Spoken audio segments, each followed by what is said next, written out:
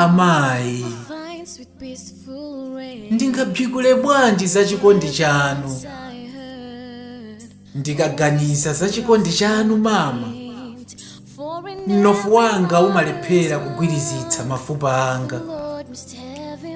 M'mimba mumachita pepu, kuboka ndi nsotsembwe. Ndingafotokoze bwanji za kuwala kwa chikondi chanu amayi pa ine.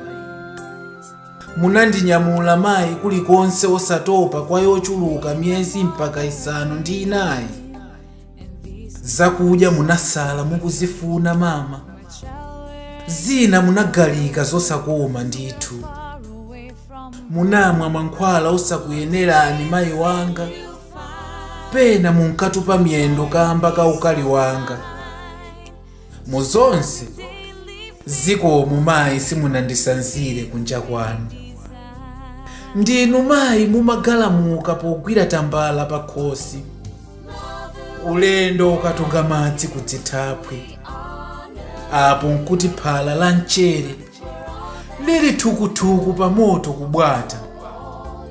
Mwashangu wanga madzi osamba munkakhazikapo mama, kundikonzekeretsa ku sukulu kuti mwazisomo lowala tsogolo likhalepo pa ine.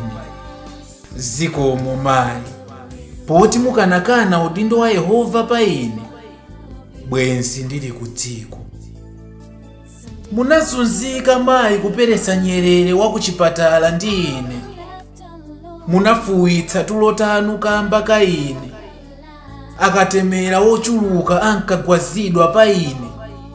Ululu ndinkalira nawo usiku wonse mayi osagona. Thukuta la ukali pa mphuno yanu linatsukuluza minyozo ndi nkhanza ndinkalandira pa ubwana wanga. Ndingathokoze bwanji ya mama, bwanji lero thandizo simninkhidwa. Nzedi mulakalake kufinyira pansi bere kamba kakusalabadira kwanga mayi. Lemekeza tate wako ndi amako Yehova akuyankhula motero. Nyadirani amayi, poti ndiyo nsanamira yotumidwa ndi Yehova.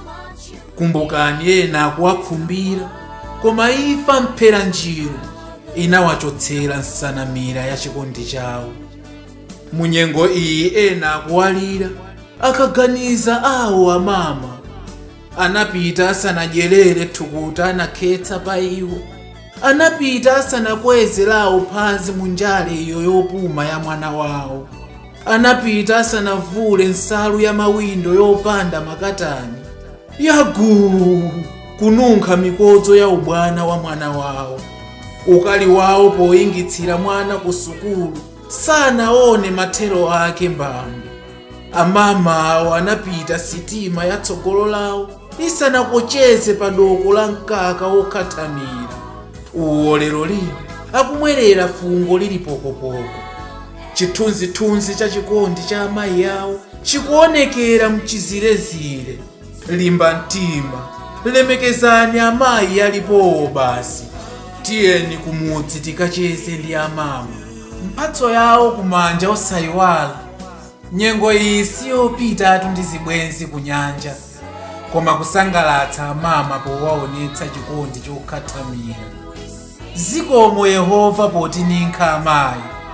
Timawakonda, timawanyadira, asungeni yawo. Aleleni ngati umo achitira iwo. Awo alibe makolo Yehova alimbikitseni kuti mu nthawi ikudzayo adzakomana nawo amayi awo okondedwa. Sindingabzikule zonse mayi, koma mu nthawi iyi ndati umu mu nthawi mu nyengo ya Mother's Day. Ambuye akudalitseni mama, timakunyadirani mama.